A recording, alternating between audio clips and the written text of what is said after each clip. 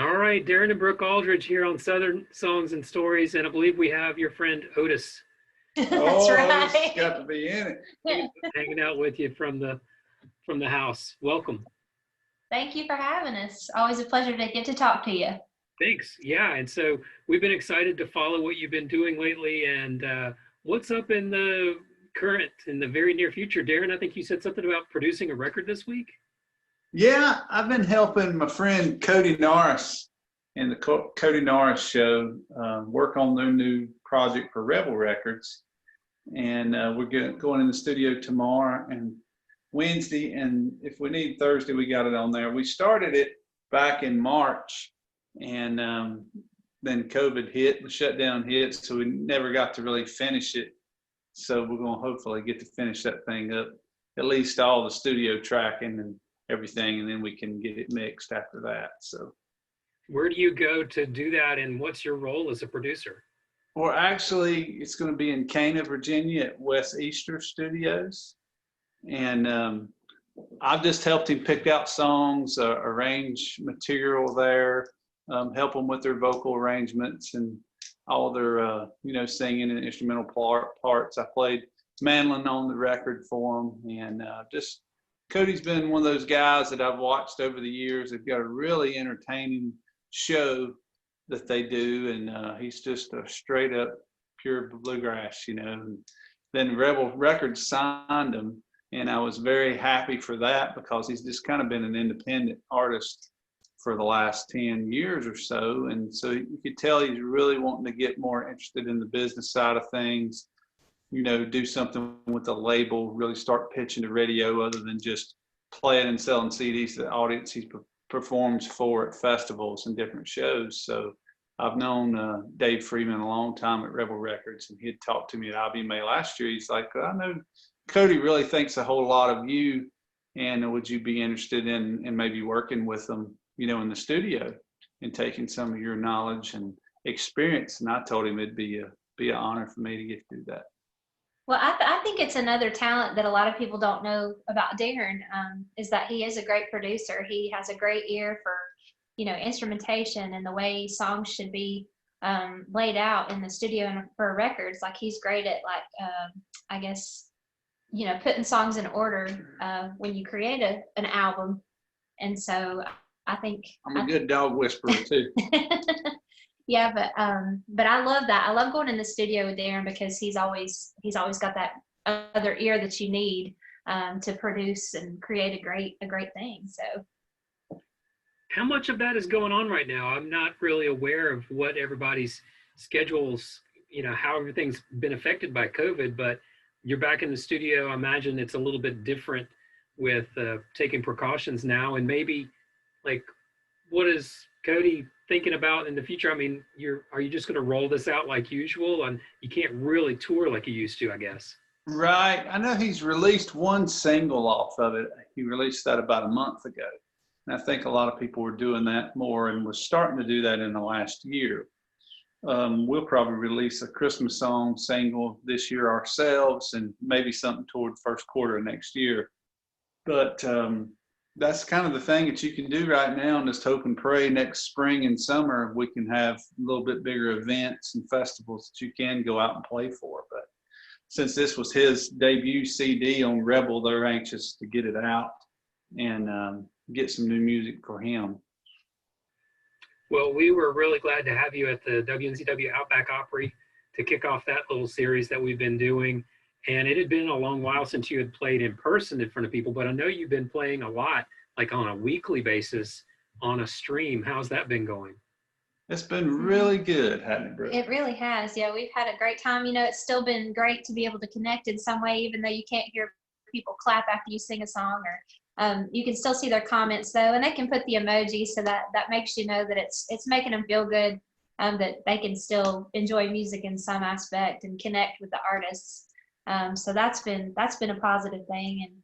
And we try to do it every Sunday night. We call it Sunday Shut-In. We do it every Sunday night at 8 o'clock Eastern time. And we didn't do it this past weekend, and that's been one that we didn't do. We've done one every Sunday since just March. about.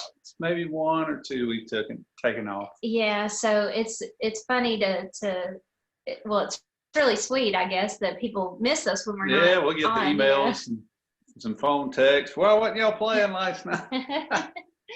Like a sitcom show now, it's got to be Sunday at 8 o'clock. Yeah, But we enjoy that so much, and get to see all of our folks comment and talk to us, send us requests, and it's been a good thing. I even reach out to new people who've not heard us before. They found that they've gotten more time in on the internet since they've been home too. So we've got to cross post with a lot of different folks, like the Scruggs Center, and we did something with Martin Guitars, Center Stage Magazine out of Nashville, and Rounder Records. Rounder did one with us. So it's a lot of different sites do that, and we'll share that, and it goes out to new people.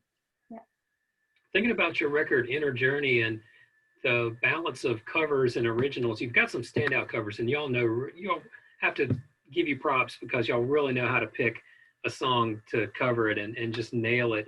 But can you tell us a little bit about what goes into that and how you choose these songs? Well, a lot of these songs, a lot of times when we pick the covers, it's songs that we remember hearing as we were growing up, or songs that we remember hearing our parents play, and things that they loved. And we know that those songs always resonated with them.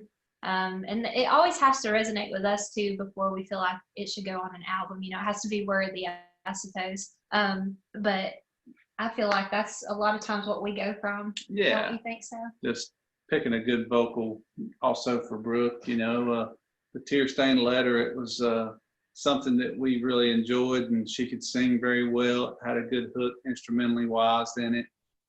We covered Teach Your Children, which is one I loved when I worked with the Country Gentlemen. And since we've been playing a little bit, kind of a cross between country and bluegrass in the last couple of years, and we've made a lot of Opry performances in the last several years too, we got our buddy from the Opry to play steel on that. And that was a lot of fun because on the original record, Jerry Garcia played steel on the Crosby, Stills and Nash version. So we had a lot of fun with that in the studio. I wasn't expecting the First Aid Kit song, though. How did you come around? Well, we come across that by accident, actually. But it just a tune after listening to it and singing it together the way we did, it was really close, fit us very well. And I think the difference between our version and the girls' version from First Aid Kit is Brooke and I can actually do it as a duet, like it's written about, with Johnny and June and Graham and Innie Lou. Mm-hmm. So we just made Darin and Brooke out of it. Great. Well, thinking about bluegrass in general, bluegrass is getting fairly close to being 80 years old now. And it's been around. Do you have any thoughts about what influences you may see having a foothold in bluegrass in 2020 versus bluegrass in any previous era? Well, everything changes for the good most of the time. I think there are enough folks that appreciate the traditional side of bluegrass to keep that going, but there are enough folks out there that can be, new and respect new things, just the way that Monroe did in 1945 with trying to branch out into somewhat of a new music, but taking rhythm and blues and gospel and, jazz type of way he would set up a tune to play and give each other breaks in between the vocals and the choruses, something new. And then you've got all kinds from Flatt and Scruggs branching out to the way Jim and Jesse played, to the way the Osmond Brothers changed in the 50s and the 60s into their style of music, on down the line to, groups like the Dillards, to Newgrass Revival, to Old and in the Way, and it's just been keeping going up and up as you get into today's bands, the way that they hear things. It's changing for a good cause, I think, but still is very good and grounded in traditional style. And you can still hear pieces of the past in a lot of these folks' music today. You can tell who their influences were. And I think that's what's really special about it, is that it's their take on them being original, but it's also their take on somebody that they love from the past. Yeah. But Is there anything that you hear? Oh, I'm sorry, go ahead. go ahead. I was just going to say, is there anything that you hear specifically that is coming around now that you might be able to point to? Like, for example, there are a lot of players that didn't grow up in the tradition, but they came back around to it. So their whole upbringing was in maybe rock and roll or something completely different than bluegrass. So are you hearing anything? Are you seeing anything out there that you can say, well, this is a new wrinkle that's really coming on that I foresee as sticking around?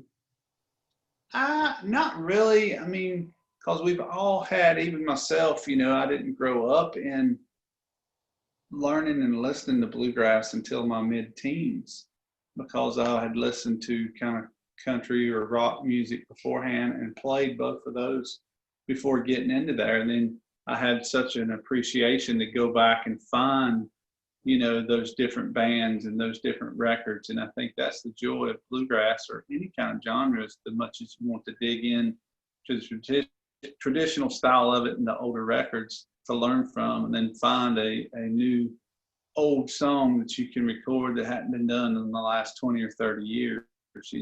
Going back and listening to Hot Rise, records do that, and they took their spin off of an old Monroe classic, or any bands like that. One of my favorite bluegrass bands has always been Blue Highway. They was getting started about the time I was learning to play, and they're still going strong today. And they do a lot of their own writing, which is very good. But they'll throw a cover or a traditional tune in there as well. But that's what I was going to say a while ago. Is you can really tell the good artists in bluegrass today because they sound like themselves. They've got a stamp on their music. When you hear Rhonda Vincent's music, it's Rhonda. When you hear Blue Highway, it's Blue Highway. Some of the type of material they pick, Tim O'Brien, just to name a few. I know Brooke's got several favorites of hers, and I think that's what we set out to do as artists in a duo, is no matter what we might cover or what we might write, bring to the table, we want to make that song a Darin and Brooke song for the listeners and our audience to enjoy. So let's pretend that you're talking to somebody that knows nothing about bluegrass. Sell it to me. Why are they going to want to listen to you or anybody? What's in it for them? What's the pitch? Well, it's a wonderful, authentic American music, with roots from all over the globe, really. Mm-hmm. With the banjo coming from Africa, with the mandolin from where it came from, from Italy, to the guitar, roots of the guitar. It's got blues, rhythm and blues, gospel. You got a high, up-speed, traditional style of, fast picking, and you get more notes per minute than any other genre of music that you could buy or go see live. I'll borrow that from Sam Bush. That's good. That's a bargain right there. That is. Chock full. All right, so talking about North Carolina and the history with when it comes to accents and dialects, and with differing expressions and phrases, and the manner of speech, especially in the past, it's kind of getting eroded a little bit, especially nowadays in the modern period.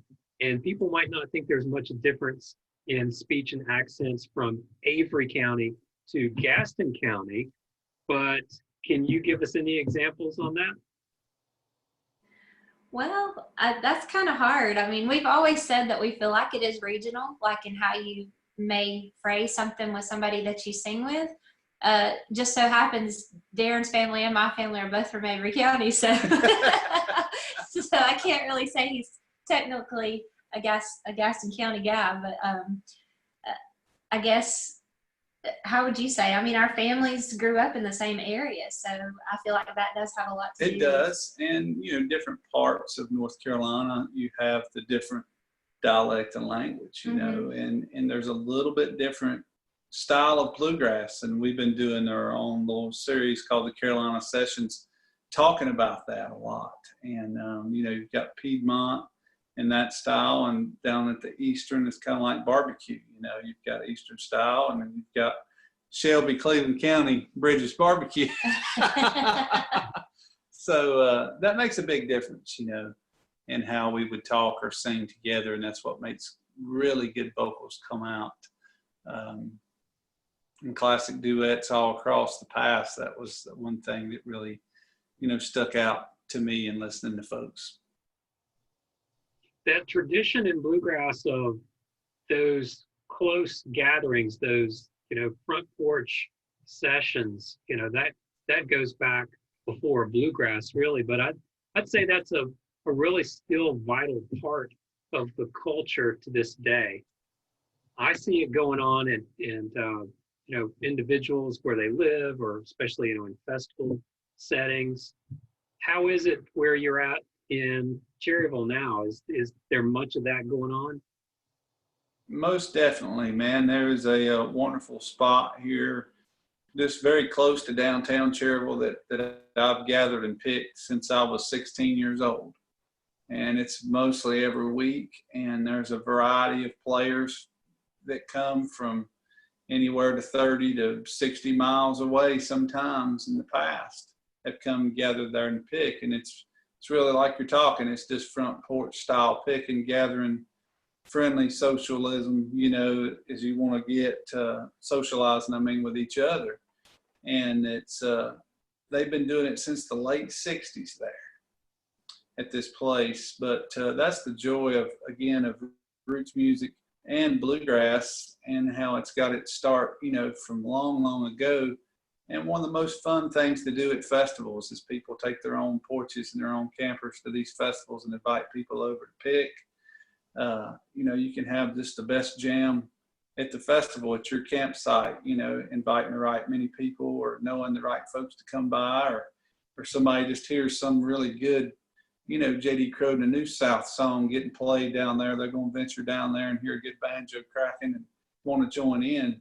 And that's the joy of picking. You can get together with 5 different people that you just met for the first time, but everybody's listening to the album band or Flat and Scruggs play Blue Ridge Cabin Home, and somebody can kick it off and say they're singing this part, or, I'm taking the first break, and then you've got music 101 right there happening.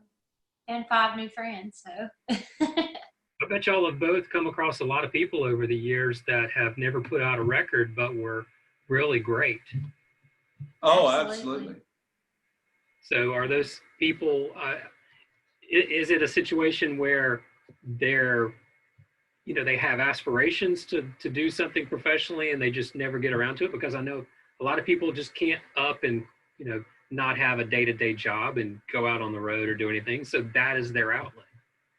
Absolutely. That's it. And I've picked with many a great picker when I was younger, and they'll be some of the best banjo player, or the guitar player, or lead singer, or rhythm player that just never had that desire to go out and beat on tour or get with another band and play, because they had a close family life, or just recently got married and wanted to have kids and a steady job, and, just be kind of in their own community playing.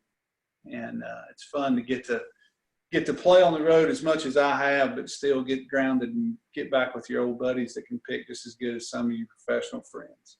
But it's really not for the faint of heart either. I mean, this business is tough. It's hard to make a name for yourself. I mean, it's a constant work. And Darin's on the phone, every day, just about all day, doing something, aside from his teaching, his own job.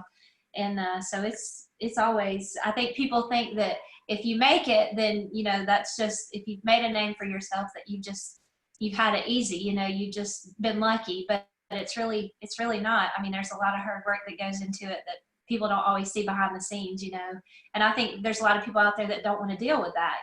They kind of dive into it and then they're like, whoa, maybe this is not what I wanted after all. Brooke, you also work outside of music, am I right?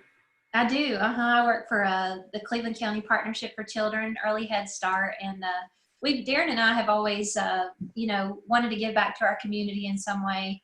and just always enjoyed, mingling with everybody in the community, and just showing that even though, we've been successful in our music, we still love where we come from, and appreciate what they've done for us and support us in our music. So that's why we both kept jobs, and it's worked out that we've been able to do both things, because sometimes it does get to be a little much, but it's always worthwhile to know that you've touched lives through your music or through whatever else you're doing. So Let's talk a little bit about some of the younger players out there. I see so many talented youngsters, and they're just getting younger. It seems like their skill sets are improving, and it's like, how is this kid that good?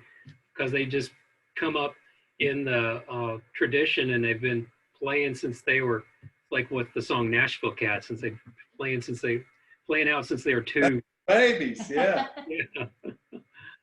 But Got all kind of ways anymore to really dig in and learn this day and time. And if you take advantage of that, you can become really good if you've got talent and you work at it. I've heard the older guys play. I come up playing with about, putting a quarter on top of the needle of the record player to get it to slow down, or to weight that, or, taking maybe an 8-track tape and finding how to slow it down or get it just to jump back to that one song.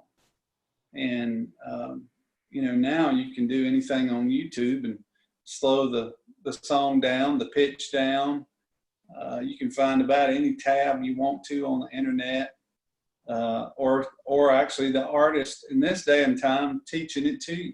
Mm-hmm. How many great banjo players in the 40s and 50s could have Zoom called or Skyped with Earl Scruggs and say, man, how was you really getting that on Flint Hill Special?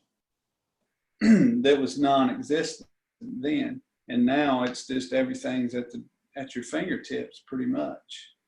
And that's a great gift for all of us. And we all learn and want to play like that. And for the young ones coming up, that's why you're seeing so much more of the talent. And the festival and the artists are so easier to get to reach that person and talk to them, mm-hmm. to have such an influence. We're blessed here in North Carolina with so many great festivals, and such a good radio station is close to us with live music such as WNCW and Merlefest, and having Asheville close by with much music as it's in there, and IBMA being here in Raleigh, and just the tons of folks that come through there. And if you're a young kid wanting to go see somebody play, it's reachable pretty quick.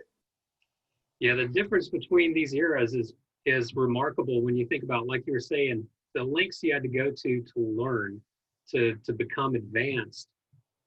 Records weren't all that easy to get a hold of necessarily back in the 70s or 80s. I mean, they cost more relative to, just whatever you can go find on the internet for free, basically. And 2, there was a difference with a lot of players. They might not necessarily have wanted people to pick up their techniques. So, they were really suspicious of the guys in the front row that were watching them play real intently, like watching the chord changes. They were like, oh, these guys are trying to copy me. Am I right? That's exactly right. Yeah. But now I guess the genie's out of the bottle, and so everybody's just like, you can't put it back in again. So you might as well go ahead and do what you can to spread that awareness. That's right. Yeah. So what else is new for Darin and Brooke? What else have y'all been up to? I know you talked about a Christmas song. What song are you going to do? Well, it should be coming out here pretty soon. We'll keep that in the bag a little bit for right now until it gets released. But it's one we've done. We do an annual Christmas show every year and have since Brooke and I really started the band. Mm-hmm. And we've done that at the Joy Theater in Kings Mountain, and sometimes we do it at Don Gibson and Shelby. But we do an annual Christmas show, and it's one of the funnest shows we do all year. So we hadn't released a Christmas song in probably 8 years or more. Yeah. So it's time to do that. So we've been working on that, going to get that out. Hopefully some new music for next year. and maybe we can get around to playing again for the fine folks as well. Yeah, we've been doing a lot of songwriting too, though, and so we're excited to kind of showcase that on our next album. Yeah, the next Darin and Brooke record will have more originals on it than all the other records probably combined. Yeah. Good. So do you have a timeline or any sort of prediction on when that might come around? Not right now, we don't. I would say we'd probably release the first single, in the first quarter of next year, though. Great. Wonderful. Well, love having you on the show. Is there anything that you would like to add? No, we appreciate you, wanting to interview us and all that you've done for music. We've got to see you down through the years, and I talked to you in great length for a while back at the Albino Skunk Festival, which was a fun one. Yep. And of course, all the history you've done with Green Acres as well. We thank you for that. Yeah. Great. Well, thank you for your music. You're a treasure. Thank you. We appreciate you very much and for playing our music. You're so welcome. Thanks. Well, I'll talk to you again soon. All right, man. Thank you. Okay. Take care.